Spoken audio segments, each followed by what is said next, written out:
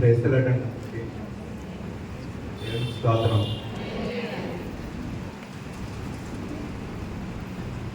First time మాట్లాడుతున్నాను, దయచేసి ఏమైనా తప్పుకుంటే ఏమనుకోకండి. దేవానికి స్తోత్రం. సహాయం చేయండి. పరిశుద్ధాత్మ తండ్రి మీరే తోడుగా మాట్లాడే మాటలు గ్రహించే మనసు లోబడే జీవితాన్ని నాకు మాకు అందించమని ఏసీ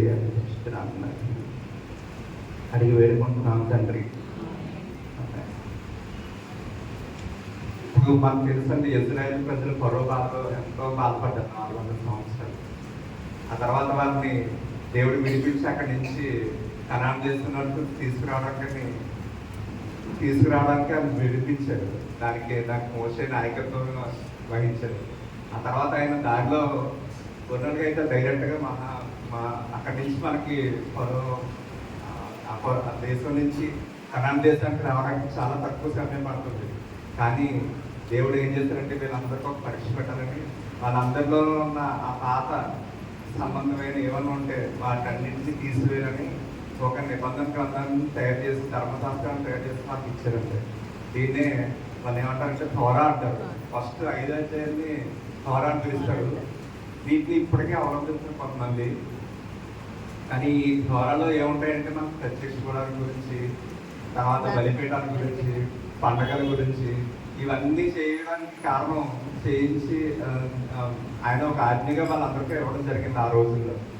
ఇప్పుడు మనకి ఇప్పుడైతే మనకి ఆ బరువులు లేవు. కానీ ఆ రోజుల్లో ఒక 5 రకాల బరువుల గురించి మనం ఈ సంఖ్యాకాండం నిర్గమాకాండం వాళ్ళు ఎప్పుడైతే ఎగ్జిట్ అయ్యారో అక్కడి నుంచి ఆ ప్రత్యక్ష గుడారం ఎలా ఉండాలి, ఎలా కట్టాలి, అలాగే బలిపీఠాలు ఎలా ఉండాలి, అవి ఏ స్టేజ్లో ఉండాలి, తర్వాత మనం దాన్ని చేయడానికి వచ్చిన యాజకులు ఉంటారండి, ఆ యాజకులు ఎలా ఉండాలి, వాళ్ళకి వేసుకున్న వస్త్రాలు ఎలా ఉండాలి, ఇవన్నీ మనం ఈ గ్రంథాలు చూడటం. ఈ గ్రంథంలో ఏవైతే రాస్తున్నాయో ఇవన్నీ రోజుల్లో మనకు తెలుసు. మన రాజ్యాంగాలు ఎలా ఉన్నాయో కొన్ని దేశాలకు రాజ్యాంగం ఇదే, ఈ 5 నుంచి వాళ్ళు తీసుకుని కొన్ని ఐటమ్స్ని వాళ్ళ రాజ్యాంగంలో అవన్నీ పెట్టుకున్నారండి. అంటే ఎంత పవర్ఫుల్గా ఉంటాయో ఈ వర్డ్స్ అని మనం జ్ఞాపకం చేసుకోవడానికి ఒక్కొక్కసారి ఇవన్నీ చదువుతూ ఉంటాం. చదివినప్పుడల్లా తెలుస్తూ ఉంటాం మనకి, దేవుడు చేయమనే పనులు ఇలా ఉన్నాయి, దేవుడు చేయకూడదు పనులు కూడా చెప్పారు. ఈ వీళ్ళకి ఒక మోసే నాయకత్వంలో సినాయి పర్వతం మీద ఒక 10 ఆజ్ఞలు ఇవ్వడం జరిగింది. ఆ 10 ఆజ్ఞలు మనకు తెలుసండి. ఈ 10 ఆజ్ఞలు 2 రకాలుగా ఉంటాయండి. ఏంటంటే అవి 2 ఒక 8 చేయకూడదు, 2 చేయవలసినవి ఉంటాయి. ఇప్పుడు వీళ్ళకి పాపం గురించి అంతగా తెలియదు. ధర్మశాస్త్రమే చెప్తుంది, ఇది చేస్తే తప్పు, ఇది చేయకపోతే తప్పు, ఇది పాపం అన్న విషయం ఎవరు చెప్పారంటే వీళ్ళకి పాపం గురించి అసలు అప్పటివరకు వాళ్ళకి అసలు ఏం ఐడియా లేదు. ఇది పాపము, ఇది పాపం కాదు అన్నది ఈ ధర్మశాస్త్రం మనకు బోధిస్తుంది. ఇది చేస్తే దీనికి రెమెడీ ఇది, ఇలా చేస్తే నువ్వు తప్పు చేస్తావు కాబట్టి రెమెడీ ఇది. అంటే ఇప్పుడు ఇక్కడ మనందరికీ తెలిసిన విషయం ఏంటంటే చేయకూడదు చేయట్లేదు కాబట్టి మనం తప్పు చేయట్లేదు, మన పాపం లేదని అనుకుంటాం. కానీ చేయమని చెప్పినవి కూడా ఉన్నాయి, వాటిని కూడా చేయకపోవడం కూడా పాపమే ఉంటుంది. సో ఇప్పుడు ఏంటంటే వాళ్ళకి ఏవైతే ఇచ్చారో ఆ బలుల్లోని ఈ 5 రకాలు ఉంటాయి. ఈ దహన బలి, నైవేద్య బలి, సమాధాన బలి, పాప పరిహారార్థ బలి, అపరాధ పరిహారార్థ బలి. ఏ సందర్భంలో ఏది చేయాలన్నది ఈ బలిగా ఎందుకు ఇస్తారో ఎవరైనా పాపం అంటే ఏంటో, పాపాన్ని నుంచి విముక్తి రావడానికి తెలుసుకున్నారు కదా. పాపం అంటే ఏంటో తెలుసుకున్నారు కాబట్టి దీని నుంచి విముక్తి రావాలి.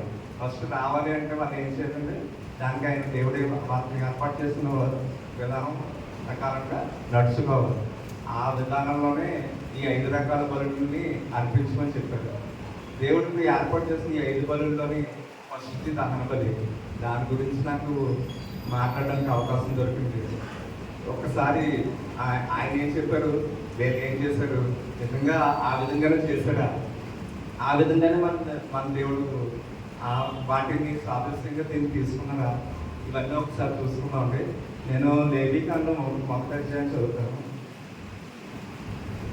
యెహోవా మోషేను పిలిచి ప్రత్యక్ష గుడారంలో నుండి అతనికి ఇలాగ సెలవిచ్చాను, నీవు ఇజ్రాయేలుతో ఇట్లా అనము, నీలో ఎవరైనా యెహోవాకు బలి అర్పించినప్పుడు గోవుల మందలో నుండి కానీ, గొర్రెల మందలో నుండి కానీ, మేకల మందలో నుండి కానీ దానిని తీసుకుని రావాలి. అతడు దహన బలి రూపంగా అర్పించినది గోవుల్లోని నేను ఎడల నిర్దోషమైన మగదానిని తీసుకుని రావాలి. తాను యెహోవా సన్నిధిని అంగీకరింపబడినట్లు ప్రత్యక్ష గుడారం ఎదుట ద్వారం నట్టు దానిని తీసుకుని రావాలి. అతడు దహన బలిగా అర్పించే పశువు తల మీద తన చెయ్యి ఉంచవలను. అతని నిమిత్తము ప్రాయశ్చిత్తం కలిగినట్లు అది అతని పక్షంగా అంగీకరింపబడును.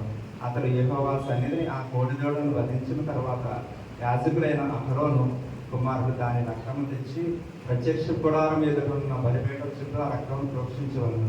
అప్పుడు అతడు దహనబలి రూపమైన పశు చర్మమును వచ్చి దాని అవయవములను విడదీసిన తర్వాత యాజకుడైన అహరోను కుమారుడు బలిపీఠం మీద అగ్నించి ఆ అగ్ని మీద కట్టెలను చక్కగా పేర్చవలను.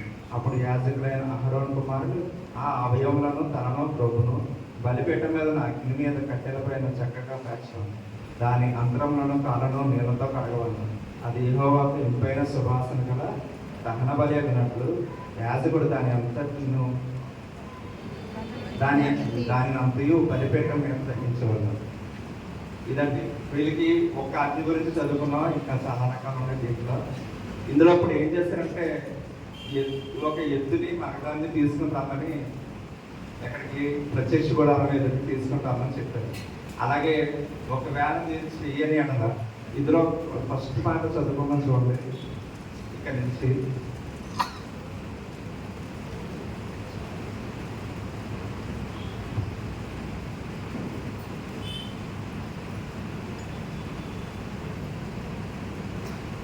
దేవుడు చెప్పిన వాటిని చేయాలని చెప్పాను కదా. దీని మనకు బదులుగా ఆ పశువుల్ని అంటే ఆ రోజు చేసిన ప్రతి బదులుగా ఈ పశువులు బలిచ్చేవారంటే ఇందులో ఏంటంటే ఫస్ట్ అధ్యాయంలోనే మనకు 3 రకాలైన పనులు కనపడతాయి. మొదటిది ఎద్దు, అర్పణ ఇంపార్టెంట్. తర్వాత రెండోది గొర్రెలు, అందులో కూడా మగదాన్ని. తర్వాత లేని అడల అది కూడా గుబ్బలు, అది కూడా లేని అట్ల మనకి పిండితో పని దేనితోటైనా సరే మనం బలి అవ్వచ్చు. అది దేవునికి ఇంపైన సువాసనగా ఉంటుంది. ఇక్కడ ఒకటి అబ్జర్వ్ చేస్తే మనకి దేవుడు ఎలాంటి దేవుడు అంటే మనం అనుకుంటూ ఉంటాం ధనవంతుడికి ఒక దేవుడు, లేదా మిడిల్ పీపుల్కి ఒక దేవుడు, లేని వాళ్ళకి ఒక దేవుడు, లేదా ఈ రోజుల్లో చూస్తూ ఉంటాం కదా, మనం ముందు నుంచి అక్కడి నుంచి వచ్చాం కాబట్టి చదువుకోవడానికి ఒక దేవుడు, డబ్బులకు ఒక దేవుడు, లేకపోతే కులానికి ఒక దేవుడు, ఇలాంటి రకాలైన దేవుళ్ళు ఉన్నారు. మన దేవుడు అలాంటి దేవుడు కాదండి. నువ్వు ఇచ్చే అర్పణ ఇంపార్టెంట్ కాదు. అక్కడ అర్పణ ఏంటంటే అది ఎద్దైనా అవనండి, గొర్రెైనా అవనండి, మధ్యతరగతి వాళ్ళు అది కూడా నేను కొనుక్కోలేను, నేను చేయలేను అన్నప్పుడు మన దేవుడు ఏం చేస్తాడంటే కనీసం పిండి తీసుకొచ్చి పులియని పెట్టిన పిండితోటైనా సరే దానిలో ఇవ్వచ్చు. ఇలాగా దేవుడు మనకి ఒకదాని తర్వాత అందరికీ సమానమైన దేవుడు, అందరికీ కావాల్సిన దేవుడు. అంతేగాని ఈ అర్పణ ఇంపార్టెంట్ కాదు, నువ్వు తీసుకొచ్చిన వస్తువు ఇంపార్టెంట్ కాదు, నేను చెప్పిన పని చేస్తున్నావా లేదా, నీ మనసు ఇంపార్టెంట్. నేను వదిలేస్తున్నావా లేదా అన్నది, నేను వదిలేమని చెప్పింది వదిలేస్తున్నావా లేదా అన్నది ఇంపార్టెంట్. అందుకని ఈ ఒక్కటి మనకి అలాగా తెలియజేస్తూ ఉంటుంది. సో ఇప్పుడు ఇమ్మన్నది దేవుడు అర్పణ ఇంపార్టెంట్ అంటున్నాం కదా. సో మగ జంతువు తన మందలోనిది నిర్దోషమైనది ఇవ్వాలి, మనసు లేనిది ఇవ్వాలి. నిజంగా ఇది ఫస్ట్ మాట. తర్వాత ఇప్పుడు మనకు కనబడుతూ ఉంటుంది నిజంగా మగ జంతువు తన మందలోనిది అంటే పక్కింటితో అక్కడ తీసుకునే కాదు, తన సొంతంగా కష్టపడి సంపాదించి దాన్ని తీసుకొచ్చి దేవుని మందిలో ఎదుట పెట్టాలి. ఈ ప్రత్యక్ష గుడారం ఎదుట వాటిని వధించడానికి మనకి కావాల్సిన వస్తువుని మనసు లేనిదై ఉండాలి. అప్పుడు మాత్రమే దేవునికి ఇంపైన సువాసన. ఇప్పుడు చూడండి, మన దేవుడు గొర్రెల మందలో నుంచి చాలా మంది ఆ రోజు పుట్టుక దగ్గర ఉన్నప్పుడు ఆ గొర్రెలు కాబట్టి ఫస్ట్ దేవుడు కనపడతాడు, మనకి కనిపించి మాట చెప్తాడు ఇలాగా మనకి దేవుడు వస్తున్నాడు భూమి మీదకు అనేసి. సో ఈ గొర్రెలు కాపులు అప్పుడు ఏం చేస్తారంటే ఈ యెరూషలేము మందిరంలో ఎక్కడైతే ఈ గొర్రెల్ని మార్నింగ్ 9కి ఒకసారి, సాయంత్రం ఒకసారి గొర్రెల్ని బలిగా ఇచ్చేవారు. మధ్య ప్రాంతంలో ఏంటంటే ఈ ప్రజలు తీసుకొచ్చిన వాటిని ఫస్ట్ది లాస్ట్ది కూడా యాజకుడు చేసేవారు. ఈ మధ్యకాలంలో ప్రజలు ఈ నైవేద్య బలుల కోసం తీసుకొచ్చిన వాటిని ఇవ్వడం జరిగేది. సో ఈ మొదటిది రాత్రి జరగాల్సిన యెరూషలేము మందిరంలో తీసుకొచ్చి బలివ్వాలి కాబట్టి వాటి కోసం వీళ్ళు ఏం చేస్తారంటే ఆ రాత్రి అంతా కాపలాగా ఉన్నారు గొర్రెలు కాపరులు. ఏంటి పుట్టి అప్పుడు నైట్ టైం ఏమైనా ఒకవేళ గొర్రెకి పిల్లలు పుడితే అవి మచ్చమా ఏమి లేకుండా ఉన్నాయా లేదా అని ఎదురు చూసుకుంటూ ఉండేవారు. ఎవరైతే ఎదురు చూస్తారో దేవుడు వారికి బయటికి రక్షించమన్నాడు కదా. ఆయన మనం రక్షించాడు, మనం ఆయన గురించి వెతకమని ఉంటుంది. కాబట్టి మనం వెతికితే ఆయన మనకి ఖచ్చితంగా చేయందిస్తారు అన్ని విషయాలు. సో ఇప్పుడు జంతువులు అయితే తీసుకొచ్చారు. ఇక్కడ ఇంకా మరి బలి ఇవ్వడానికి ఇంకా మనకి కొన్ని వస్తువులు కావాలి. అవి ఏంటో చూద్దాం. రెండు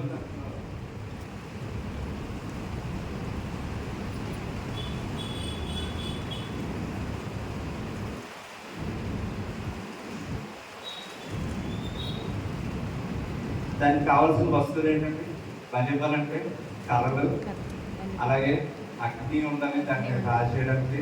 దాని తర్వాత మనకి చాలా వస్తువులు కనబడతాయి అక్కడ. వాటిని బంధించడానికి కత్తి ఒకటి ఉండాలి. అలాగే కొన్ని ఈ వస్తువులన్నీ ఉంటేనే మనం ఆ పని చేయగలం, దేవుడి పని. సో ఇప్పుడు మనం ఇక్కడ వాళ్ళు ఏం చేశారంటే ఈ ఏదైతే బలిపీఠం దగ్గరికి ప్రోక్షించి తీసుకొచ్చిన రక్తాన్ని చిందించారు ఆ వస్తువు యొక్క. సో ఈ రక్తం చిందించి ఆ రక్తాన్ని అక్కడ బయటే ప్రోక్షిస్తారండి. కారణం ఏంటంటే దేవుడు రక్తాన్ని పోతాడు, రక్తం ప్రాణంతో కలిసి ఉంటుంది కాబట్టి ఆ రక్తాన్ని బయటే అంటే ఇప్పుడు మనం మీకు వచ్చిన ఆవరణ అనుకుంటే ఇది పరిశుద్ధ స్థలం అనుకుంటే అది పరిశుద్ధ స్థలం. సో ఈ యాజకులు అర్పించినంతటినీ కూడా బయట నుంచి తీసుకొచ్చినంతా కూడా బయటే జరగాలి ఆ బలిపీఠం దగ్గరలోనే. ఈ బలిపీఠం దగ్గరలో జరిగిన తర్వాత అప్పుడు ఒక మనిషి క్లీన్ అవుతాడు. దీన్ని ఒక్కొక్కటిగా చదివితే మొట్టమొదటి బలి దేవుడు ఏమన్నారు? మొట్టమొదటిగా బలిచ్చింది యేసయ్యనండి. ఎందుకంటే ఆదామవ్వలు తప్పు చేసినప్పుడు వాళ్ళు మేము చేయలేదు అని చెప్పి ఒక అబద్ధం చెప్పారు. సో అప్పుడు వాళ్ళకి ఒక సిగ్గు కలిగింది. అప్పుడు ఏం చేస్తారంటే ఒక జంతువులు నుంచి వాళ్ళకి చర్మపు చొక్కాయలు తొలగించినట్టుగా చదువుతాం. అంటే దేవుడు ఇక్కడ మొట్టమొదటి బలిని ఇచ్చారు, కానీ ఇది ఆయన చేసింది. తర్వాత యాజకుడు బలిపీఠం మీద అగ్ని ఉంచి కట్టెలను చక్కగా కాల్చారు. ఇది 1:7 ఉంది. సో ఇప్పుడు ఏంటంటే యాజకుడు బలిపీఠం మీద అగ్ని నుంచి కట్టెలను చేర్చడం అంటే, కట్టెలు అంటే ఏంటంటే చక్కగా పేర్చడం ఉంది క్లియర్గా. ఈ కట్టెలు తీసుకురావాలి కదా. కట్టెలు తీసుకురావడం అంటే మనం ప్రతిదాన్ని కూడా యేసయ్యని సాదృశ్యంగా చూస్తూ ఉంటాం. ఇప్పుడు అబ్రహాం గారు ఇస్సాకుని కొండమీదకి వెళ్తున్నారు. వెళ్తున్నప్పుడు కట్టెలు ఎవరి మీద ఉన్నాయండి? ఎవరి మీద ఉన్నాయి? ఉన్నాయి. అంటే ఏంటి? తండ్రి మాట విని అతను ఆ కట్టెలు మోయడానికి కూడా సిద్ధపడ్డాడు. తను చనిపోతాడని తెలుసు, కానీ తను అని తెలియదు అప్పటికి. ఇంకా అయినప్పటికీ ఆ తండ్రి మాట విని అతను చేసిన పని. యేసయ్య కూడా ఆ తండ్రి మాట విని ఆ సిలువను మన కోసం ఆ కొండ మీదకి ఎత్తుకుని వెళ్ళారండి. ఇది సాదృశ్యంగా మనం చూడవచ్చు అబ్రహాం సమయంలో. మరి అలాగే ఇంకా చాలా మంది బలిచ్చారు. ఆ బలిలో దేవునికి చేరేయా లేదా? ఇప్పుడు అవసరమైంది ఏంటంటే యువకులు చూడండి, పిల్లలు వాళ్ళు తప్పులు చేస్తారేమో అని, ఇంకా వాళ్ళు చేశారో లేదో కూడా ఏం తెలియదు. వాళ్ళ హృదయంలో ఏమైనా తప్పు చేస్తారేమో అని ఆయన కూడా ఈ దహన బలిని రోజు ఉదయాన్నే ఇస్తాం చదువుతూ ఉంటాం మనం యోగ గ్రంథంలో. అంటే మనం మాత్రం తప్పు చేయట్లేదు, మనం చాలా స్ట్రిక్ట్, చాలా కరెక్ట్గా ఫాలో అవుతున్నాం, దానిలో తప్పు ఏమైనా అనుకుంటూ ఉంటాం. అని వీటిని మనం చదువుకున్నప్పుడు ఇక్కడికి వచ్చినప్పుడే కనబడుతూ ఉంటాయి మన బోలెట్ సార్లు. ఏంటంటే బైబిల్ చదివారంటే కొంతమంది అక్కడ చాలామంది. అంటే మనం దేవుడి మాట సంగతి కొంచెం ముందు పాస్టర్ గారు మాట్లాడుతున్నాం. సో అందులో నేను కూడా మిస్ అవుతూ ఉంటాను. అది సెల్ ఫోన్ చదువుతుంది తప్ప బైబిల్ తీసి చదవలేదు. అప్పుడు అనుకుంటూ ఉంటాను ఈ వారంలో అనుకుంటుంటే బాగుందండి, కానీ పోలీసు అస్సలు ఒప్పుకోవట్లేదు. కాబట్టి ఈ బలి ఇవ్వడం అనేది కంపల్సరీ ఆ రోజుల్లో. కాకపోతే ఒక్కొక్క రకమైన బలి ఒక్కొక్క దాని పర్పస్ ఇచ్చేవారండి. ఆ బలి మిగతా బలి గురించి నేను ఇప్పుడు చదవట్లేదు, ఓన్లీ దహన బలి గురించి చెప్పారు కాబట్టి. సో ఇప్పుడు ఈ 1:9 ఇవ్వాలంటే దాని అంతరంలోనూ కాలంలో నీళ్ళతో కడగాలి. దేవుడు తగ్గింపును నేర్పిస్తాడు. ఇప్పుడు ఏంటంటే కాలం నీళ్ళతో కడగడం అనేది మీకు తెలుసు కదా. యేసయ్య ఎంత తగ్గింపును నేర్పించాడు. శిష్యులు పాదాలు కడిగారండి, ఆయన పాదాలు కూడా ఒకటి అడిగారు. కాకపోతే అప్పటితో కడిగింది ఒకటి నేలతో కాదు. కాబట్టి ఇలాగా ఎంతోమంది ఈ అన్ని కాళ్ళు కడగడం అనేది ఇక్కడ ఇంపార్టెంట్, చిన్నతనాన్ని చూపిస్తుంది. కానీ ఆ విషయంలో కూడా ఆయన కేవలం చిన్నపుచ్చుకోవడం కాదు, కానీ ఆయన శిష్యుల పాదాలు కడిగేంతగా, సృష్టికర్త అయిన దేవుడు నీ పాదాలు కడిగేంతగా తగ్గించుకున్నాడు. మరి మనం కూడా ఈ కాళ్ళు కడగడం ఇవన్నీ కూడా మనకి ఏం చూపిస్తే అంటే దేవుడు చేసిన ప్రతి విధమైన దాన్ని మనల్ని చూపిస్తూ ఉంటాయండి. ఇలాగా ఇప్పుడు చేతులు ఉంచాలని ఉంటుంది. ఈ చేతులు ఉంచడం వల్ల ఏంటంటే ఇప్పుడు రెండు రకాలుగా గొర్రె బెల్లం తీసుకొచ్చేవారంటే యాజకుడు నిలబడి రెండాటి మీద ఒక దాని మీద చేయి పెట్టేవారు, ఒక రాయి పట్టుకుని. సో అందులో ఎవరు ఏ దాని మీద అయితే చేయి పెడతారో దాన్ని వదకి తీసుకెళ్ళేవారు, ఇంకొక దాన్ని విడిపించి వదిలిపెట్టేవారు. ఇది మనకి ఏసై సమయంలో కూడా సాదృశ్యంగా కనపడుతుంది. పిలాతు మధ్యలో నిలబడి ఈ పక్కన నజరేయుడు అని ఏసు కావాలన్నా, రేపు బరబ్బా కావాలన్నా అని అడుగుతారు. అందరూ ఏమని కోరుకుంటారండి? బరబ్బాని కోరుకుంటారు. ఇప్పుడు ఇక్కడ బరబ్బా అంటే అప్ప అంటే తండ్రి, బరబ్బా అంటే కుమారుడు. ఇక్కడ ఉన్న వాళ్ళు మనం అనుకున్న ఇటువైపు పక్కన ఉన్నాయి కూడా తండ్రి కుమారుడు, ఈయన తండ్రి. సో అక్కడ ఏంటంటే విడిపించినప్పుడు కూడా అదే సాదృశ్యం. ఇక్కడ రెండు గొర్రెలు తీసుకుని ఒక దాని మీద ఎలాగైతే రాయి పెట్టి విడిపిస్తారో భరిస్తారో, రెండో దాన్ని విడిపిస్తారు. అలాగే సేమ్ పిలాతు సమయంలో కూడా యేసయ్య ఆయన బలి అయిపోయారు, ఇటువే పక్కన ఉన్నాయన్న విడిపించుకుంటాడు. అందులో మనకు కూడా ఉన్నాం. ప్రజలందరూ అనుకుంటూ ఉంటారు ఇది విడిపించుకోవడానికి. ఈ రోజులో చూసుకుందామంటే ఈ పక్కన బైబిల్ పెట్టి ఈ పక్కన సెల్ ఫోన్ పట్టుకుని అనుకోండి, ఖచ్చితంగా సెల్ ఫోన్ అడుగుతారు అందరూ, బైబిల్ ఎవరు అడగరు. కాబట్టి ఇంకా మార్పు రావాల్సి ఉన్నాయి. ఇలాంటివన్నీ ఏమైనా ఉంటే తర్వాత లాస్ట్లో మనం అన్వయించుకున్నాం. దేవుడు చేసిన వాటి గురించి ఒకరిగా చెప్పినాం మీకు. సో ఇది ఉదయం సాయంత్రం జరిగింది. మధ్యలో ప్రజలందరూ కూడా వారు తీసుకొచ్చిన నైవేద్యాన్ని బలిగా అక్కడ ఇచ్చేసేవారు. తర్వాత ఈ రక్తం ప్రోక్షించడం అన్నది చాలాసార్లు మనం పాత కాలంలో చదివిగా ఉంటాయి కదా పద్యాలు అయ్యింది. ఆ పద్యాల్లో తీసుకుంటుంటారు పుణ్యదాన బలియాగం అని. ఇప్పుడు పుణ్యదాన బలియాగం అంటే తన సొంతంగా ఇవ్వాలి. ఎవరో పొడిచి చంపేస్తే వచ్చిన రక్తం, లేకపోతే అతను ఇమ్మన్నాడు కాబట్టి పర్సనల్గా ఇవ్వడం, ఇలాంటి రక్తం కాదు కదా. మనకి కావాల్సింది ఏంటంటే పుణ్యదాన రక్తం, తనంతట తానుగా ఇచ్చిన దేవుడు. ఓకే, ఇప్పుడు ఇలాంటివి ఈ హోమాలు యాగాలు ఇవన్నీ చేసిన తర్వాత ఆయనకు ఒక అసలు దహన బలి అంటేనే ఓలా అంటారండి తెలుగు భాషలో, అది పైకి ఆరోపణ అవడం. సో ఈ ఇంపైన సువాసన, ఈ స్వీట్ ఓరం, దీన్ని దేవునికి ఇంపైన సువాసనగా అనిపించిందంట. అంటే నిజంగా దేవుడు ఆయనకి ఇంపైన కాబట్టి కోరుకుంటాడంటే బలి ఎవరన్నా ఆయన కోరుకునేది బలి కాదు. నీ మనస్సులోని ఆయన నువ్వు మాటను అంగీకరిస్తున్నావా లేదా అన్నదా ఇంపార్టెంట్. దాన్ని మాత్రమే చూస్తాడు ఆయన ఎట్టి పరిస్థితుల్లో కూడా. మనం చాలాసార్లు చదువుతాం కదండి, 2 నాణ్యాలు ఉన్న ఒక ముసలావుడు తీసుకొచ్చి అందులో అర్పిస్తే దేవుడు దాన్ని అంగీకరించాడు. అది ఇంపార్టెంట్, మనకి ఇచ్చే మనసును ఇంపార్టెంట్గా చూస్తాడు. కాబట్టి ఇవి మనకి ఈ 10 మాటల్లోని వస్తువులు.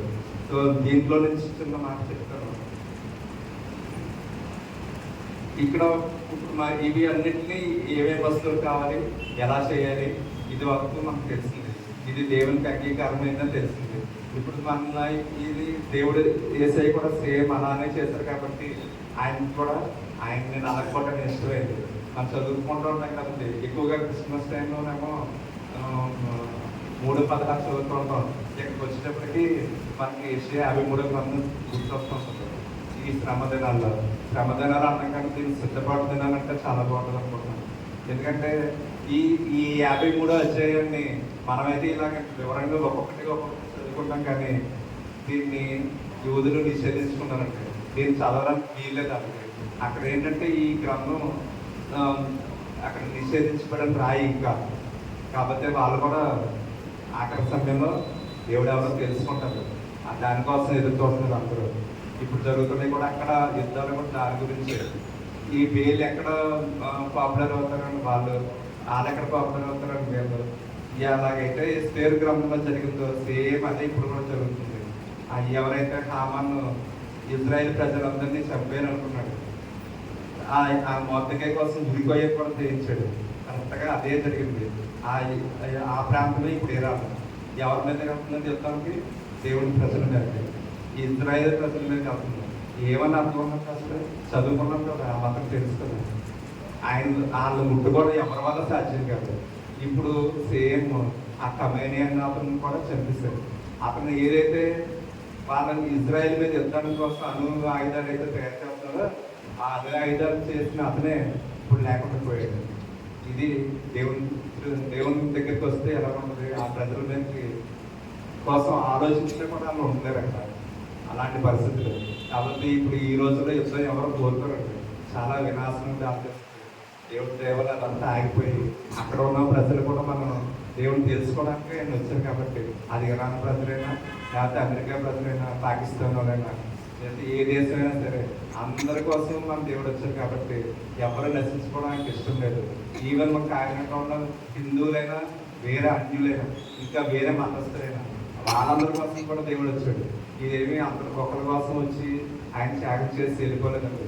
ఇది అందరి కోసం జరిగింది. కాబట్టి దీన్ని ఇప్పుడు మన లైఫ్ స్టైల్లోకి ఈ వాక్యం ఎలాగ ఉపయోగపడుతుందో చెప్తాను చూడండి. ఇప్పుడు కత్తి లేదా కట్నం అంటున్నారు. మనకి కట్నం ఏంటండి? వాక్యం. ఈ వాక్యం ఏం చేస్తుంది? రెండు అంచులు కాదు, కట్నం ఏం చేస్తుంది? మన మూలికల్లోకి వెళ్ళి అందులో ఉన్న తప్పులు ఏమంటే వాటిని ఎత్తి చూపిస్తుంది. అప్పుడు మనం ఏం చేయాలి? అగ్నిలో కాల్చివేయాలి. ఈ అగ్ని ఏంటి? పరిశుద్ధాత్మ తండ్రి, ఆయన సహాయంతోనే చేయగలం మనం. అలాగే తర్వాత ప్రత్యక్ష గుడారం అంటే దేవుని ఎదుట ఒప్పుకోవడం, సంపూర్ణంగా వాటిని కాల్చివేయాలి. ఎలా ఈ డిసిప్లైన్ తోటి ఆయన ఏ విధంగా అయితే చెప్పారో వాటిని అన్నింటినీ కాల్చివేస్తేనే అది అప్పుడు ఆయన ఇంపైన సువాసనగా ఉంటుంది. ఆ ఇంపైన సువాసన కలిగిన ఆయన దగ్గర చేరినప్పుడు మనకి సంపూర్ణ విడుదల ఉంటుంది. కాబట్టి దహన బలి ఏ విధంగా అయితే జరిగిందో, యేసయ్య ఏ విధంగా బలి అయిపోయారో మన అనేక వాక్యాలు ఉన్నాయి చదువుకోవడానికి.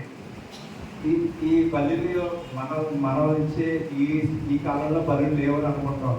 కానీ ఇంకా బలి చాలామంది మనం తీసుకొచ్చి మన పాపాలనే ఈ దహన బలి వస్తువుల్లో లెక్కేసుకోండి. మనకున్న ఫీలింగ్స్ ఉంటాయి కొంత రకాలుగా.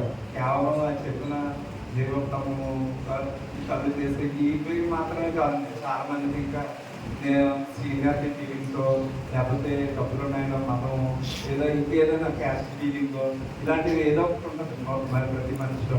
అవి మనం ఆ ఏసై దగ్గర తీసుకొచ్చి బలిగా అర్పిస్తే అవి ఆటోమేటిక్గా అది ఆయనకి పైన సువాసనగా ఉంటుంది.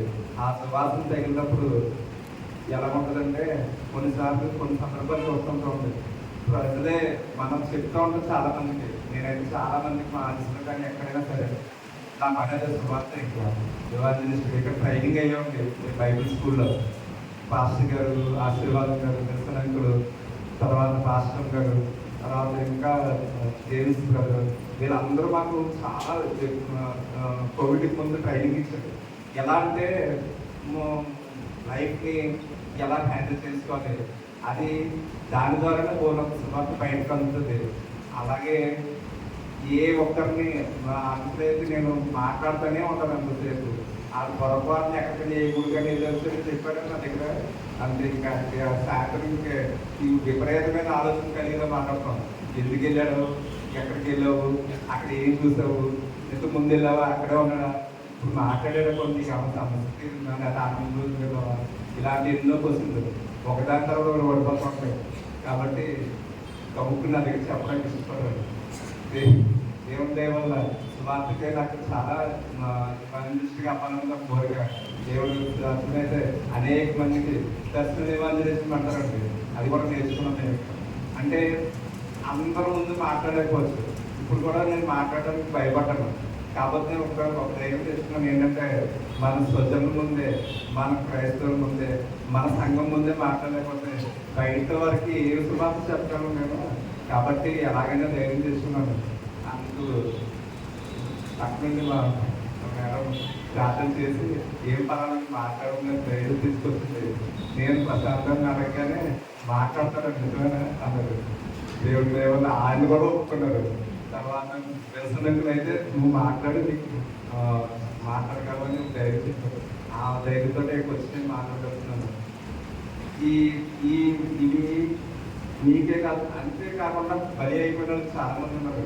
సొంతంగా ప్రాణాలే బలి అయిపోయిన వాళ్ళు ఉన్నారు. ఎంతో మంది హతసాక్షులు ఉన్నారు. ఈ జస్ట్ యేసు ప్రభు దేవుడు చెప్పినందుకే చంపిస్తారండి. ప్రజలు ప్రాణాలు మనుషులు సజీవంగా ఉండగానే కార్లు పెట్టి కాల్చేస్తూ ఉన్నారు. తెలుసుకొని మనకు ఒరిస్సాలో గురించి ఉంటాం కదా. అది మొన్న ఈ మధ్య రైతు ఇప్పుడు లాంటిన గురించి ఎంతో మంది ప్రాణాలు సాగితే నేను నా మోజస్ ప్రభు చెప్తాను కదా, మగ నుంచి ఆరు నుంచి మగ అని. వీటన్నిటి గురించి అతను యూనివర్సిటీలో వాళ్ళతోటి మాట్లాడుతూ ఉండేవాడు. చార్జీ మాట్లాడుతున్నారని ఆయన వాళ్ళకి ఇష్టం లేక అతను చంపిస్తారండి. వీళ్ళు తప్పని చెప్తాం వల్ల వాళ్ళని అతను చంపిస్తారు. ఇంకేముంది మాకు అందరికీ తెలుసు ప్రైవేట్ నగరాలు జస్ట్ వాటి వినేసి వెళ్ళిపోవాలని కాకుండా అందులో ఈ రాజు చేసిన అన్ని కూడా చెప్తూ ఉంటాం. యూట్యూబ్లో ఏంటంటే మనకి గూస్బంప్స్ వస్తూ ఉంటాయి. ఏంటి ఎంత జరిగిందా అనేసి. ఎందుకంటే మనకు అంత నాలెడ్జ్ లేదు. దీని అంతటి కారణం యేసు ప్రభు వాళ్ళు ఇక్కడికి వచ్చి ఎంతో ప్రాణం ఫలించారు. అందుకని మన చిన్న విషయంలో మనం వదిలిపెట్టాల్సిన 40 రోజుల్లోనే ఏమైనా ఉంటే అది మాకు జ్ఞాపకం వచ్చి దేవుని మీద వదిలిపెట్టారంటే చూడండి. ఇప్పుడు మరి పాస్టర్ గారు వాళ్ళ ఉద్యోగాలు వదిలేశారు దేవుని గురించి. ఈరోజు మనం అందరూ ఇక్కడ ఉన్నాం. మోజస్ బ్రదర్స్ సాఫ్ట్వేర్ అది వదిలేశారు. మరి ప్రశాంతంగా అయితే హెచ్ఆర్ చేసుకోవాలంట. వాళ్ళ ఉద్యోగాలను కూడా ఫలించారు. మన అందరి వైపు ఈరోజు ఇక్కడ హ్యాపీగా ఈ మందిరంలో కూర్చున్నామంటే దేవునికి స్తోత్రం చెప్పాలి. ఆ విషయంలో దేవా మీకు అందరికీ ఎంతో వందనాలు స్తోత్రాలు అయినా మాకు ఇలాంటి మంచి సంఘాన్ని ఇచ్చినందుకు వందనాలు స్తోత్రం తెలియజేసుకుంటున్నాం. దేవా ఎంతోమంది అయినా అందరినీ దైవజనుల మధ్య నిలబడి మాట్లాడడానికి నాకు అవకాశం ఇచ్చారు. మీకు స్తోత్రం తెలియజేసుకుంటున్నాం. దేవాస్థితి స్తోత్రం తెలియజేసుకుంటారు. అయ్యా మాకు ఇచ్చిన ఈ సంఘాన్ని అయినా మీరు చెప్పండి. ఎంతో మంచి సాక్ష్యమైనా తండ్రి. ఎప్పుడో చనిపోయేవాల్సి నేను 2020 కోవిడ్లోనే అయినా తండ్రి. కానీ నా ఆయుష్ను పెంచి నన్ను నిలబెట్టమైనా స్తోత్రం అయినా తండ్రి. దేవుడు ఒక చిన్న మాట పాస్టర్ గారు పొద్దునే ఫోన్ చేశారు 8 గంటల. నేను ఆల్మోస్ట్ 25 పాయింట్స్ 21 పాయింట్స్ 4 అవర్స్లో ఆల్రెడీ ఎక్స్పైర్డ్ చెప్పేస్తున్నాను. ఇంకా బతుకున్నాను. ఈరోజు చిన్న సాక్ష్యం చెప్తానండి. ఈరోజు ఇంకా బ్రతిగా ఉన్నాను నేను. ఒక అబ్బాయి మాకు కనిపించేది హాస్పిటల్ నుంచి చేసుకోవడం అంటారు. దాని మీరు ఇంకా బ్రతిగా ఉన్నారా అని అడిగారు. ఏంటి ఇంకా బ్రతిగా ఉందంటే అతను బీపీకి ఇట్లా ఉండేవాడు తెలియలేదు. నాకు తెలియదు అతను దేవుడి దయ అని అతనికి ఒక శుభార్త చెప్పాల్సి వచ్చింది. ఆయన కూర్చోబెట్టి శుభార్త చెప్పిందండి. కొద్దిగా ఫోన్ చేసిన పాస్టర్ గారు రాజేష్ 3 రోజుల్లో బయటకు వస్తాను. ఏంటి 3 రోజులు చక్కగా మాట. మరి అక్కడ యేసు ప్రభుత్వం పిలిచారు కదా లోపలికి బయటకు రమ్మని. అలా పిలిచారేమో ఆ సౌండ్కి నాకు ఊపిరి పీల్చుకున్నట్టు అయ్యిందండి. ఎంత అంటే అసలు ఊపిరే ఉండేది కాదు. నాకు తెలుసు ఆ బాధ ఏంటి అన్నది, ఆ పెయిన్ ఏంటి అన్నది. స్పాంజ్ నీటిలో పెట్టి ముందరకి తీసుకు ఎలా ఉంటుంది అలా ఉంటుంది నా పరిస్థితి. నా భార్య ప్రార్థన, అలాగే సంఘంలో ప్రార్థన, ఎంతోమంది ఉపవాసం ప్రార్థన చేశారు. ఒక మనిషి కోసం ఉపవాసం ప్రార్థన చేయడం ఫస్ట్ టైం క్రిస్టియానిటీలో చూసాను. ఇంతకుముందు వెళ్ళే వాళ్ళు చాలా మంది కనుక్కున్నాం. కానీ ఏ రోజు ఎక్కడ కూడా మాకు ఇలాంటి సహవాసం దొరకదు. దేవుడి అలాంటి సహవాసం మేము ఉన్నాం. మీరున్నారు.